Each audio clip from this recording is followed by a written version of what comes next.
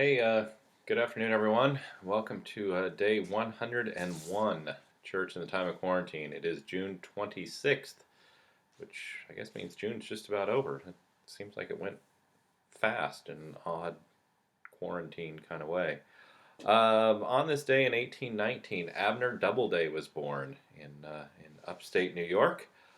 He was a major general in the Civil War, fired the first shots in defense of Fort Sumter, but he's most known for supposedly inventing the game of baseball in 1839 in a pasture in Cooperstown, New York.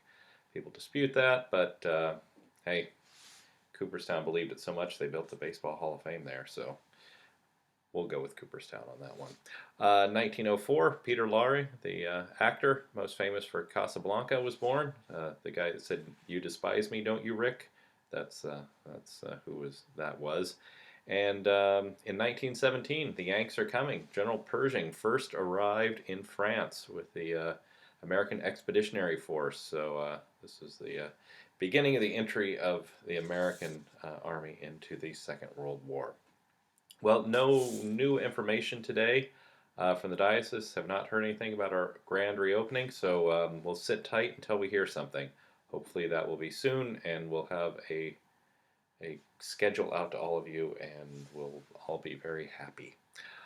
Okay, trivia from yesterday. We had 3 right answers. Those were Sue Sevens, Glenn Jones, and Bramwell Richards all correctly identified Pyongyang as the capital of North Korea. So good job there, comrades. Trivia today. Well, since we did the Baseball Hall of Fame in Cooperstown, let's ask, where is the National Football League's Hall of Fame? If you know where that is, send that answer in. So the NFL Hall of Fame. It looks like a giant juice squeezer, if that is any help. All right, well, let's end with a little reflection from Francois Fenelon. We've had him before, so we're going to have him again. So he says this: "What folly to fear to be too entirely God's. It is to fear to be too happy. It is to fear to love God's will in all things. It is a fear to have too much courage in the crosses which are inevitable, too much comfort in God's love, and too much detachment from the passions which make us miserable. So let us scorn earthly things, to be holy God's. I'm not saying that we should leave them absolutely, because when we are already living an honest and regulated life, we only need to change our heart's depth in loving, and we shall do nearly the same things which we were doing.